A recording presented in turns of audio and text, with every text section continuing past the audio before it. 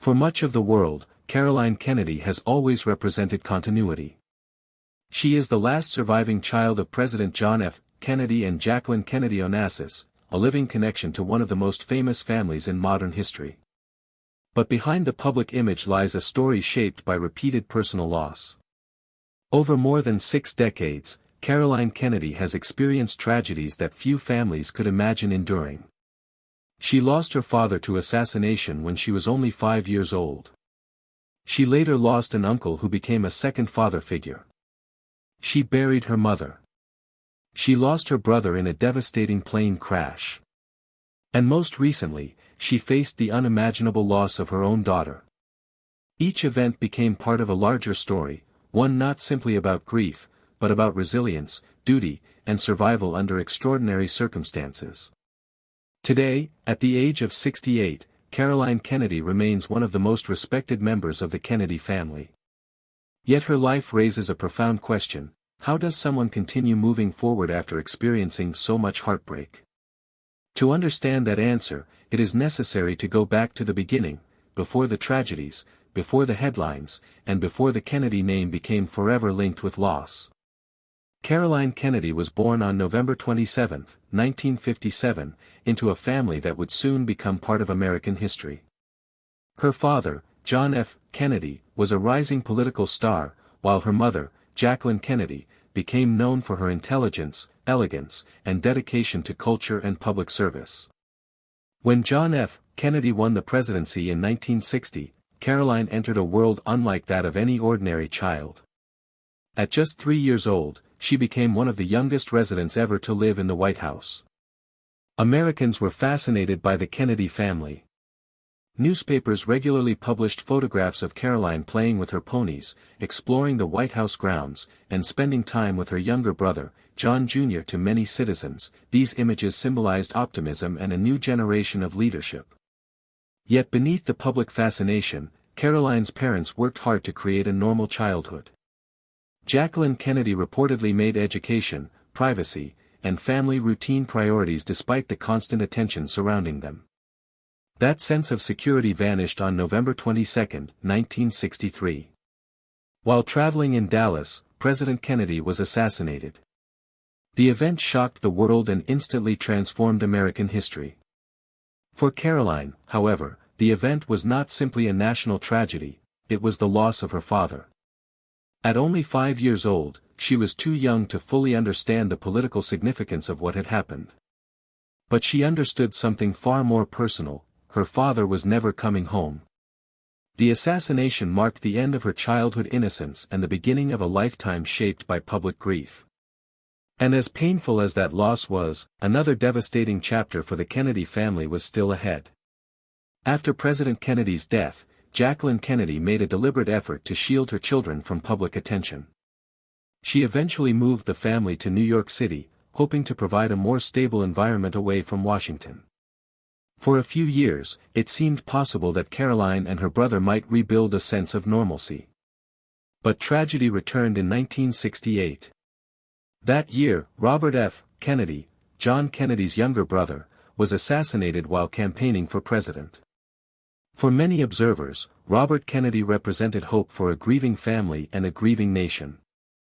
For Caroline, he was also a beloved uncle who had become an important source of support after her father's death. The psychological impact of repeated loss during childhood can be profound. Experts often note that children who experience multiple major bereavements frequently develop a heightened awareness of uncertainty and mortality. Although Caroline rarely discussed these experiences publicly, they undoubtedly shaped her understanding of life and family.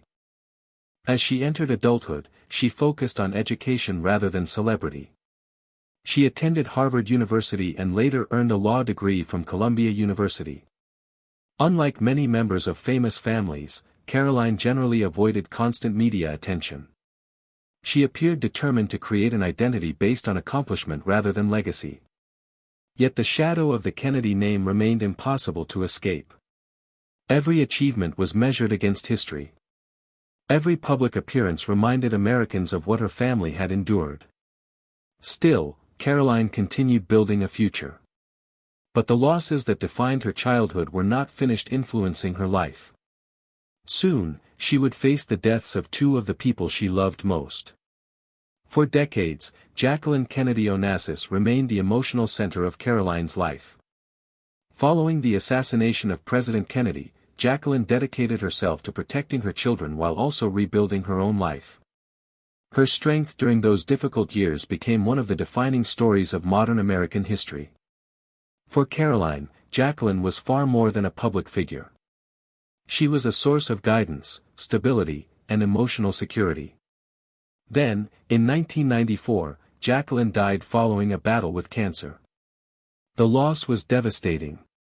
By then, Caroline was an adult with her own family, but losing a parent often creates a unique form of grief regardless of age.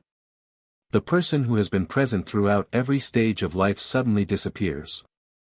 For Caroline, it meant losing the individual who had helped her survive every previous tragedy. Yet another important relationship remained. Her younger brother, John F. Kennedy Jr., shared experiences that no one else could truly understand. Both had grown up under extraordinary circumstances. Both carried memories of their father's assassination. Both spent their lives navigating public fascination with the Kennedy family. Friends and observers frequently described them as deeply connected despite pursuing different paths. John Jr. became a national celebrity in his own right, admired for his charisma, intelligence, and optimism. To many Americans, he represented the future of the Kennedy legacy. To Caroline, he was simply her brother. And for a brief period, it appeared that the family might finally be entering a more peaceful chapter. Then came the summer of 1999. A single flight would change everything. On July 16, 1999, John F. Kennedy Jr. departed New Jersey in a small private aircraft. He was traveling with his wife, Carolyn Bessette Kennedy, and her sister, Lauren Bessette. The plane never reached its destination. Investigators later concluded that the aircraft crashed into the Atlantic Ocean near Martha's Vineyard, killing everyone on board. The news dominated headlines around the world. For many Americans, it felt like another chapter in the long history of Kennedy family tragedy. The similarities to previous losses seemed almost impossible to ignore. For Caroline Kennedy, however, the event was not a historical narrative. It was personal devastation. John Jr. had been more than a sibling. He was the only person who fully understood what it meant to grow up as the child of a slain president. Their shared experiences created a bond that few people could comprehend. His death left Caroline as the sole surviving child of John and Jacqueline Kennedy. The emotional significance of that reality cannot be overstated. Suddenly, the last direct connection to her childhood remained with her alone. Yet despite the grief, Caroline continued moving forward. She focused on her husband, Edwin Schlossberg, and their 3 children. She became increasingly involved in public service, educational initiatives, and charitable causes. Rather than retreating from public life, she chose to contribute in meaningful ways. Over time, Americans began viewing her not only as President Kennedy's daughter but as an accomplished individual in her own right. It seemed that after decades of heartbreak, a period of stability had finally arrived. But life had one more devastating test waiting for her. And this tragedy would strike closer than any before. Throughout the 2000s and early 2010s, Caroline Kennedy continued building a distinguished public career. She authored books, supported educational initiatives, and became an influential advocate for civic engagement. Her reputation increasingly reflected professionalism and thoughtful leadership rather than celebrity status. In 2013, she became United States Ambassador to Japan, one of the most significant diplomatic appointments of her career. Later, she would serve as ambassador to Australia. These roles demonstrated a commitment to public service that reflected many of the values associated with her family's legacy. Yet Caroline's greatest source of pride often appeared to be her family. Together with Edwin Schlossberg, she raised 3 children, Rose, Tatiana, and Jack. Unlike previous generations of Kennedys, her children generally maintained relatively private lives while pursuing careers in journalism, advocacy, and public affairs. For Caroline, watching her children build their own futures represented something deeply meaningful. After decades defined by loss, she was witnessing growth, stability, and continuity. Friends often described her as devoted to family and intensely protective of those she loved. By the early 2020s, many observers believed Caroline had successfully navigated the challenges that once threatened to define her life. The tragedies of the past remained part of her story, but they no longer appeared to control it. Then devastating news arrived. One of her children was facing a life-threatening illness. And no amount of experience with grief could prepare a parent for what might come next. Tatiana Schlossberg built an impressive career as a journalist and environmental writer. She married George Moran and became a mother, creating a life filled with promise and opportunity. Then everything changed. Tatiana was diagnosed with acute myeloid leukemia, an aggressive form of blood cancer. The diagnosis transformed everyday life into a series of medical appointments, treatments, and difficult decisions.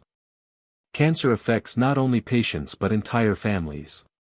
Parents often experience feelings of helplessness as they watch a child confront a serious illness. For Caroline Kennedy, the situation carried an especially painful emotional weight.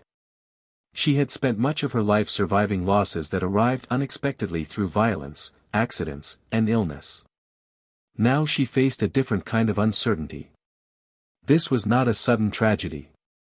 It was an ongoing battle. Each medical update brought hope and fear. Each treatment represented another chance for recovery while also reminding the family of the seriousness of the situation.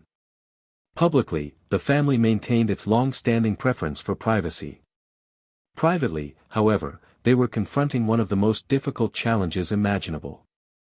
For parents, there is often an unspoken expectation that they will leave this world before their children.